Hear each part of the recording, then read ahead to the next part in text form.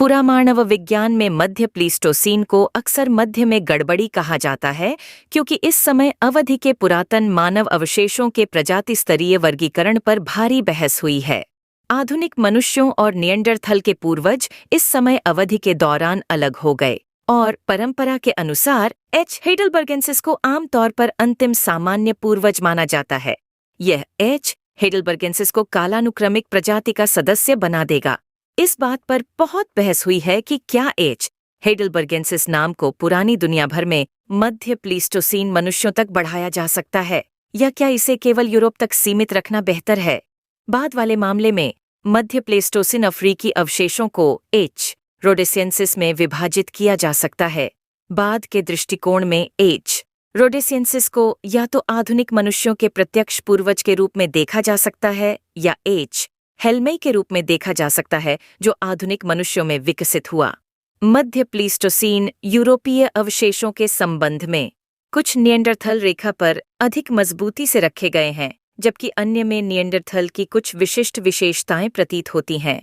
इस वजह से यह सुझाव दिया गया है कि इस क्षेत्र और समय अवधि में कई वंश थीं, लेकिन फ्रांसीसी पुरामानव विज्ञानी जीन जैक्स हुबलीन इसे एक अनुचित एक्सट्रपलेशन मानते हैं क्योंकि हो सकता है कि वे बस अलग अलग रहे हों लेकिन फिर भी एक ही अत्यधिक परस्पर जुड़ी हुई आबादी हों। परिवर्तनशील प्रजातियां 2015 में मैरी एंटोनेट डी लुमली ने सुझाव दिया कि कम व्युत्पन्न सामग्री को भी उनकी अपनी प्रजाति या एच. आयरेक्टस एसेल की उपप्रजाति में विभाजित किया जा सकता है। 2018 में मिर्जाना रॉक्सैंडिक और उनके सहयोगियों ने एच. हेडलबर्गेंसिस के हाइपोडिग्म को संशोधित किया जिसमें केवल निएंडरथल व्युत्पन्न लक्षणों वाले नमूनों को शामिल किया गया। नवीनतम संभावित एच. हाइडलबर्गेंसिस सामग्री विशेष रूप से स्टीनहेम और एसएच और सबसे पुराने निएंडरथल नमूनों बियाचे फ्रांस के बीच कोई परिभाषित अंतर नहीं है। एहरिंग्सडॉर्फ जर्मनी या सेकोपास्टोर इटली। माउर मेम्बिबल एक अलग जबड़े की हड्डी का उपयोग प्रजातियों के प्रकार के नमूने के रूप में समस्याग्रस्त रहा है क्योंकि इसमें कई नैदानिक विशेषताएं मौजूद नहीं हैं और इसके अलावा यह कई मध्य प्लीस्टोसीन नमूनों से गायब है। मानव विज्ञानी विलियम स्ट्रॉस ने इस विषय पर कहा कि जहां खोपड़ी भगवान की रचना है वहीं जबड़ा शैतान का काम है। यदि माउर मेम्बिबल वास्तव में काबवे खोपड़ी और अधिकांश अन्य अफ्रीकी यूरोपीय मध्य प्लीस्टोसीन पुरातन मनुष्यों की तुलना में एक अलग प्रजाति का सदस्य है तो एच. रोडसियंसिस को एलसीए के नाम के रूप में प्राथमिकता दी जाएगी। 2021 में कनाडाई मानव विज्ञानी मिर्जाना रॉक्सैंडिक और उनके सहयोगियों ने एच. हेडलबर्गेंसिस और एच. रोडसियंसिस को पूरी तरह से भंग करने की सिफारिश की क्योंकि रोडसियंसिस नाम अंग्रेजी हीरा व्यवसायी सेसिल रोड्स का सम्मान करता है जिन्होंने दक्षिणी अफ्रीका में काली आबादी को मताधिकार से वंचित कर दिया था।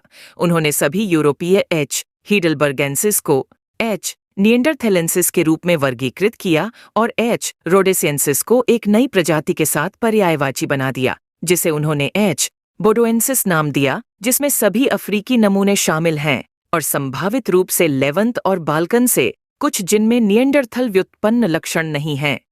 एच. बोडोएंसिस को आधुनिक मनुष्यों के तत्काल पूर्वज का प्रतिनिधित्व करने वाला माना जाता है लेकिन इसमें आधुनिक मनुष्यों और निएंडरथल के एलसीए शामिल नहीं हैं। उन्होंने सुझाव दिया कि मध्य प्लेस्टोसिन की भ्रमित करने वाली आकृति विज्ञान हिमानी चक्रों के बाद आबादी के पतन, जीवित स्वदेशी आबादी के साथ अंतःप्रजनन के बाद यूरोप में आवधिक एच. बोडोएंसिस प्रवास की घटनाओं के कारण हुई थी।